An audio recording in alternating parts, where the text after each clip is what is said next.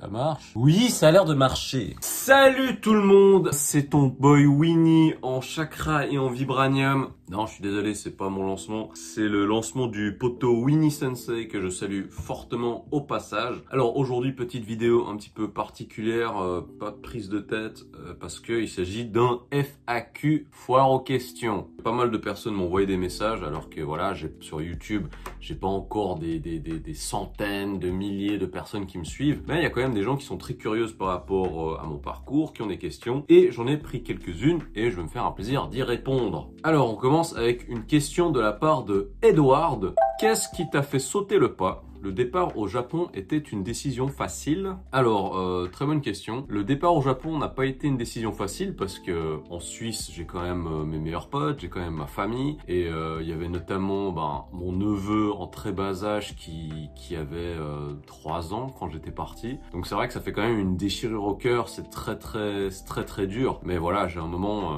il faut un petit peu penser à ce qu'on a envie de faire soi-même, à un petit peu embrasser son potentiel. Donc je suis parti. Mais après oui, c'est pas facile parce qu'il y a beaucoup de choses qui se passent de chez toi, dans ton pays d'origine.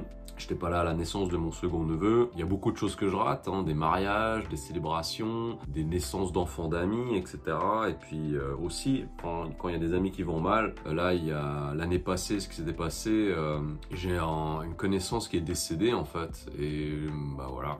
J'ai pas pu me rendre à l'enterrement. Et ce qui m'a fait sauter le pas, c'est vraiment par rapport à mes ambitions personnelles. Après, je suis pas quelqu'un qui a des ambitions folles. Je veux pas créer un empire à la Mark Zuckerberg. Et puis, mais je suis quelqu'un qui veut vivre des expériences. Je suis quelqu'un qui veut vraiment s'amuser. Et le fait de faire tout ce que je fais depuis toutes ces années, ça fait partie du packaging. Et ce sont des choses que je n'aurais jamais pu faire en Suisse. Parce que j'en avais déjà parlé dans ma première vidéo sur mon parcours dans le dessin. La Suisse, c'est un pays qui est très confortable et être là-bas, ça me donnait vraiment l'impression de me reposer sur mes acquis, de pas embrasser pleinement quelque chose qui pourrait me faire exploser d'un point de vue pas forcément professionnel et devenir richissime, mais en tout cas, voilà, me permettre de repousser mes limites. Deuxième question, toujours de Edward, merci beaucoup. Quelles sont les capacités que tu as développées au Japon que tu n'aurais pas eu en restant en Suisse? Je pense que c'est clairement la dalle, c'est la notion vraiment de travail. Alors après, ça faisait quand même depuis beaucoup d'années que j'étais dans une optique de travail assez acharnée, on va dire. Parce que c'est vrai que j'ai l'air d'être assez gueux, et puis voilà, je suis en pyjama, je suis pas coiffé, je pue de la gueule et tout ce que vous voulez. Malgré les apparences, je suis quelqu'un qui travaille beaucoup sur beaucoup de choses différentes en même temps.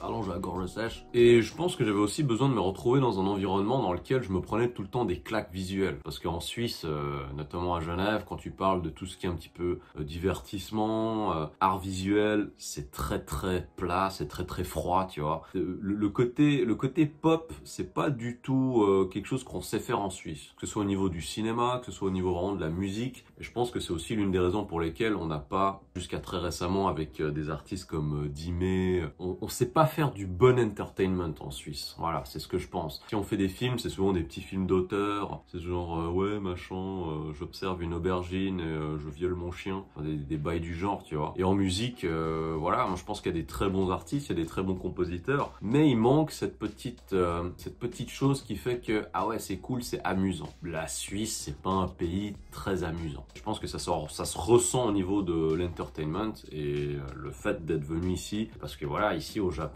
certes, on travaille comme des chiens, mais dès qu'il s'agit de s'amuser, on sait le faire et on s'amuse bien. Une question de Norbin Dreamzer, plus par rapport au dessin cette fois. Qu'est-ce qui est le plus dur à dessiner au niveau du corps? Voilà, ça c'est grande question, parce que déjà, moi je suis pas du tout un technicien au niveau du dessin, je suis pas quelqu'un qui a appris le dessin dans une école, le dessin technique, j'y capte que dalle, c'est des choses, voilà, j'en sais absolument rien de ces trucs, tu vois. Pour moi, de toute manière, dessiner un corps de façon générale, c'est très difficile et c'est pour cette raison que je suis assez lent dès qu'il s'agit de dessiner parce que j'ai vraiment envie d'être sûr de ce que je fais, notamment au niveau de la partie du sketch, parce que ça c'est vraiment ce qui va donner le ton, donner la couleur au reste du dessin. Et voilà, c'est pour cette raison qu'il faut que je fasse quand même pas mal de recherches, que je trouve des références, que je trouve de l'inspiration. Mais ce que je trouve très difficile à faire, c'est les mains. Les mains, c'est vraiment un cauchemar. Et également les cheveux. Au niveau du coloriage des cheveux, pour pas que ça ait l'air plat, pour pas que ce soit chiant en fait, ça c'est dur. Donc oui, les cheveux, les mains, et aussi dans une autre mesure, l'expression du visage, et notamment des yeux et de la bouche. Pour moi, c'est le plus important en fait dans un dessin, notamment quand je dessine des personnages féminins et du hentai. Hein. Ben, il faut vraiment qu'il y ait une force d'expression au niveau du visage, et ça, des fois ça m'arrive, hein, je peux passer vraiment 1 heure à corriger, à effacer, à refaire une expression, des yeux qui me plaît pas. Un petit peu prise de tête parfois. Prochaine question, toujours de Norbin. Qui considères-tu comme un maître du dessin? Tout de suite, sans hésiter, maître du dessin, c'est Yoshiyuki Sadamoto, le character designer de Neon Genesis Evangelion. Ça tremblait, là. J'en ai marre, à chaque fois que je fais ces vidéos, il y a toujours un truc qui tremble, quoi. Ouais, alors, Yoshiyuki Sadamoto, character designer de Neon Genesis Evangelion, dont j'aime le travail depuis le collège, hein, quand même. Depuis le collège, depuis la fin des années... Quoi?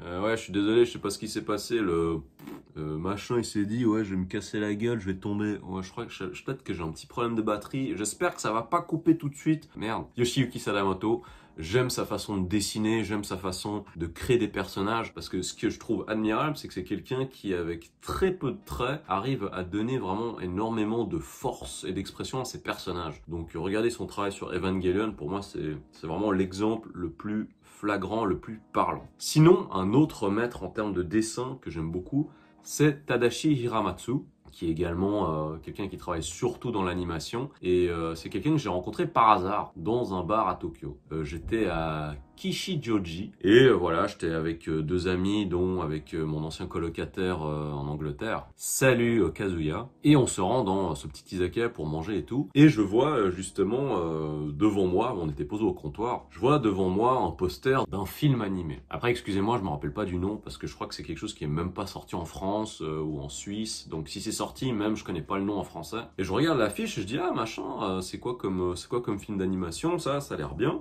Et le cuistot, ouais mais là ça commence à faire chier là.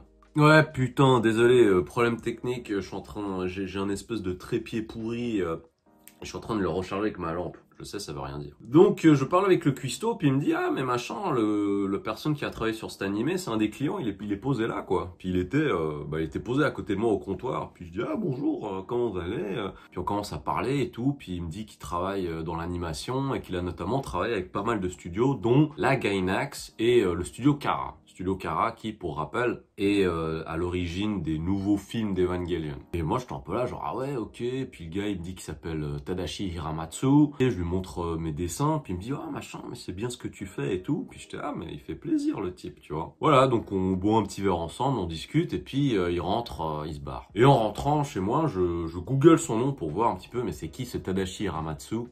Le choc, le type, il a bossé sur tout. Il a bossé sur l'Attaque des Titans, il a fait Evangelion, il a fait... je sais pas, allez regarder. Non mais là j'abandonne hein. Ouais bon bah j'espère que je vais pouvoir finir cette histoire. Je reprends l'histoire, je rentre chez moi, je google son nom, je vois tous ces trucs. Et ce que je découvre et qui m'a vraiment choqué, c'est qu'il y a 2 des illustrations d'Evangelion que je préférais quand j'étais au collège et au lycée. D'ailleurs je les avais en poster, elles étaient dans mes toilettes. Ces illustrations avaient été faites par monsieur Tadashi Hiramatsu. Coïncidence complètement folle que plusieurs années plus tard, bien des années plus tard, je tombe sur ce monsieur qui est donc à l'origine de ces dessins qui m'ont vraiment traumatisé à l'époque. C'est la petite anecdote que je voulais dire. Donc oui, c'est un maître dans le domaine et je suis très content de lui être tombé dessus. Next question. Question suivante. Je deviens comme Van Damme, c'est horrible. Attendez voir. Ah, voilà. Question. C'est pas possible, il y a un problème. Attendez une seconde. Ah, bordel Ouais, mais là, ça commence vraiment bien à me casser les roubignoles, ces conneries, là. Je t'ai mis à charger, je t'ai donné de l'amour, et toi, c'est comme ça que tu me remercies. Paradoxalement, on ne connaîtra jamais la chute de cette vidéo. Question de Rash Blast. Salutations Rash. L'endroit le plus ouf du Japon, on sait tous que c'est pas Tokyo. Alors en effet, Tokyo c'est pas forcément l'endroit que je préfère au Japon. J'ai une attache toute particulière premièrement pour Kyoto, qui est une ville qui a une dimension qui est plus humaine. C'est super pratique parce qu'on peut tout faire à pied. Tout est facilement à genre maximum 30 minutes à pied. Et c'est aussi là-bas que se trouve mon bar préféré, pas de tout le Japon, mais de tout le monde entier en fait, à savoir le Ishimaru Shoten.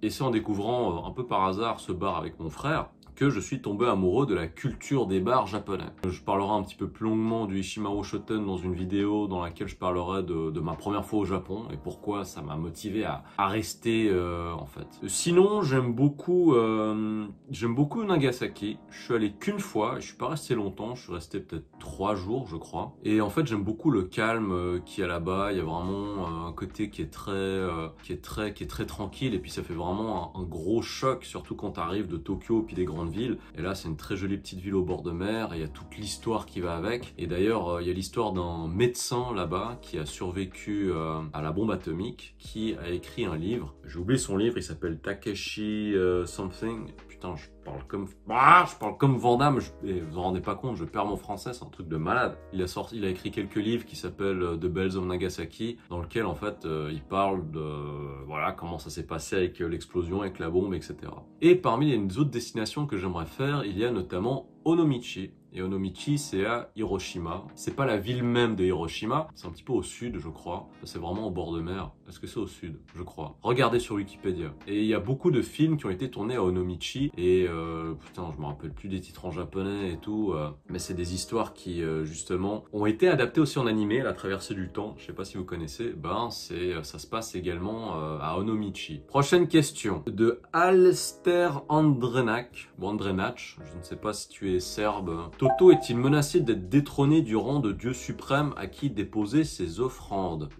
Dieu suprême détrôné de quoi? Je ne sais pas, je ne suis pas le duc, je suis pas B2O, mais en tout cas la façon avec laquelle est-ce que je comprends cette question, c'est qu'il y a beaucoup de personnes qui, arrivées à un certain âge, à un certain niveau de carrière, on va dire, elles ont les boules qu'il y a des petits nouveaux qui débarquent et puis qui leur veulent la place, essayent de grappiller un petit peu leur part de marché, si je puis dire. C'est vraiment quelque chose qui ne me dérange absolument pas et qui me fait même très plaisir quand je vois des petits jeunes qui se motivent, notamment de l'étranger, des amis de France, des amis de Suisse, qui viennent au Japon parce qu'ils ont envie de construire quelque chose, de faire quelque chose ici, ou qu'ils ont des idées par rapport à leur musique, par rapport à l'art qu'ils pratiquent. C'est pas à moi de le dire, mais il y a beaucoup de petits jeunes qui m'ont contacté pour me demander des conseils par rapport à ce qu'ils faisaient, par rapport à leur musique, par rapport à leur dessin, à leur art. Et j'ai toujours répondu avec grand plaisir et j'essaye d'être bienveillant en fait, parce que j'ai pas eu cette chance-là quand j'étais plus jeune. Je suis tombé sur une personne de ma ville qui était ou qui est encore, je sais pas du tout, un graffiti artiste qui par ailleurs a une grosse renommée d'un point de vue européen. C'est pas n'importe qui. Et à cette époque-là, moi j'étais un petit jeune et c'est quelqu'un qui a une dizaine d'années de plus que moi. Et en fait, ça m'a un petit peu choqué de la façon avec laquelle est-ce que cette personne me prodiguait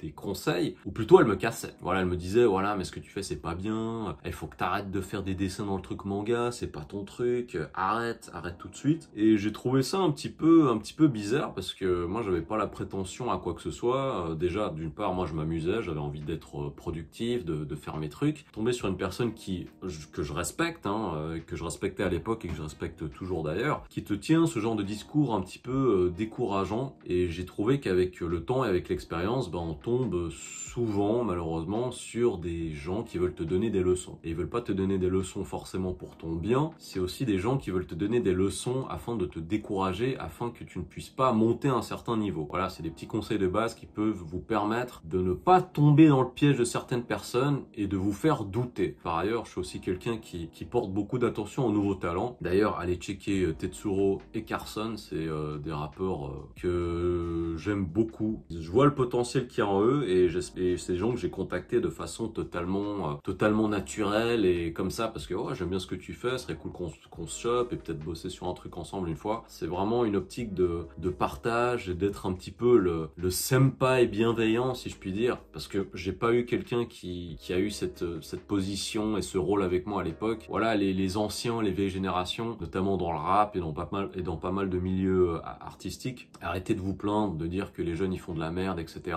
C'est tout simplement parce que vous, si vous vous plaignez maintenant, c'est parce que vous n'avez pas fait votre taf de transmission. Il s'agit pas de râler et de faire le haineux par rapport à la réussite et par rapport à ce que font les jeunes à l'heure actuelle. Si vous vouliez vraiment un petit peu changer les mentalités qu'il y a à l'heure actuelle, il fallait transmettre, fallait aller à la rencontre de ces gens, les aider et puis un petit peu les diriger et pas seulement les regarder de haut et puis les zapper et leur donner des mauvais conseils juste pour les casser. Prochaine question de TGY Tom. Qu'est-ce que tu aimerais changer dans l'industrie du dessin, tout type ou le tien en particulier? Alors dans l'industrie du dessin, il n'y a pas forcément quelque chose que j'ai envie de changer. C'est moi, je mène un petit peu ma barque. Moi j'ai un petit peu ma petite routine, si je puis dire, qui me convient parfaitement. Je travaille avec des amis qui sont proches de moi, ou je travaille avec des gens avec lesquels je m'entends bien d'un point de vue humain. Et je suis pas quelqu'un qui est forcément focalisé sur le fait de travailler dans l'industrie du manga, dans l'industrie de l'animé, parce que je trouve que déjà je regarde pas d'animé, enfin j'en regarde très rarement, peut-être que je regarde une série par année. Les mangas, ça fait des années que j'en ai pas lu. Là le seul manga que je suis c'est Shingeki no Kyojin, mais autrement j'ai pas d'attente et d'envie particulière à ce niveau-là, donc je peux pas te dire qu'est-ce que j'aurais envie de changer. Par contre, ce que j'aimerais changer vraiment, c'est le regard qu'ont les gens par rapport au dessin et notamment par rapport au dessin de manga. Parce qu'on tombe souvent sur des personnes qui regardent de haut cette profession et qui ont l'impression que voilà, c'est quelque chose que tout le monde peut faire et ce que tu fais de toute manière, c'est un petit peu de la merde. Plus au niveau du regard des clients, quand ils te contactent et qu'ils vont tout le temps te sortir des conneries du genre ouais mais ça va te faire de la pub, ouais mais tu vas avoir plus de clients après ça, etc. Donc tout de suite, ça c'est mon premier conseil, quand vous tombez sur des personnes qui vous disent ce genre de choses, fuyez, ne parlez pas du tout avec ces gens-là parce que c'est pas vrai, c'est une industrie quand même dans laquelle on peut se faire beaucoup d'argent. J'en reparlerai à l'occasion, mais voilà, moi j'ai déjà travaillé sur des projets à deux en fait, à deux ou à trois, où voilà, c'est des projets à 100 000 balles. Moi ce que j'aimerais changer dans cette industrie, c'est le regard des gens, c'est le fait que les gens veulent dévaluer ton travail, te décourager afin de te manipuler et t'utiliser ou utiliser tes capacités à moindre prix. N'allez pas croire ces personnes-là. Prochaine question de la part de Elise 838. Y a-t-il une règle, manière japonaise de vivre qui te plaît particulièrement? Alors je vais le dire honnêtement, non, pas du tout. Le Japon déjà, pour commencer, en tant que touriste, en tant que voyageur, c'est clairement le meilleur pays du monde parce qu'il y a vraiment un confort, tout est tellement dépaysant, tout est tellement différent de ce qu'on connaît par rapport aux États-Unis, en Europe, enfin voilà, en Occident. Quand tu arrives quelque part et que t'es le client, tu vas vraiment kiffer ta life. Mais après, la vie ici et les mentalités d'ici, au niveau des relations et notamment au niveau du travail, ça non, je trouve que c'est complètement pourri, c'est complètement stupide. D'ailleurs, c'est bien que je fasse ce FAQ avec vous parce que ça me donne des idées pour des nouvelles vidéos à venir. Parler des choses qui me dérangent au Japon, ce serait très intéressant d'en parler dans un avenir assez proche. Donc, ce qui me plaît surtout au Japon, c'est un petit peu le quotidien, c'est vraiment, notamment à Tokyo, c'est le côté entertainment, les sorties, j'ai un grand groupe d'amis également, et là où je me sens bien aussi, c'est qu'en tant que personne d'origine asiatique, je me sens super bien. Ici, je suis le Suisse. En Suisse, je suis le Chinois, je suis le Viet, je suis le Shintok, tout ce que vous voulez, mais là, je suis le Suisse. Quelque chose au niveau de la mentalité japonaise qui me plaît particulièrement, enfin, règle, manière de vivre, je trouve les Japonais très propres, et je trouve les Japonais très à l'heure, très ponctuels. Donc en tant que Suisse, ça fait plaisir parce que je me suis quand même habitué à ces choses-là. Prochaine question qui nous vient de la France, d'un Français qui est expatrié au Japon, qui s'appelle Sokasemi. Donc merci à toi parce qu'il a envoyé beaucoup de questions et je vais terminer avec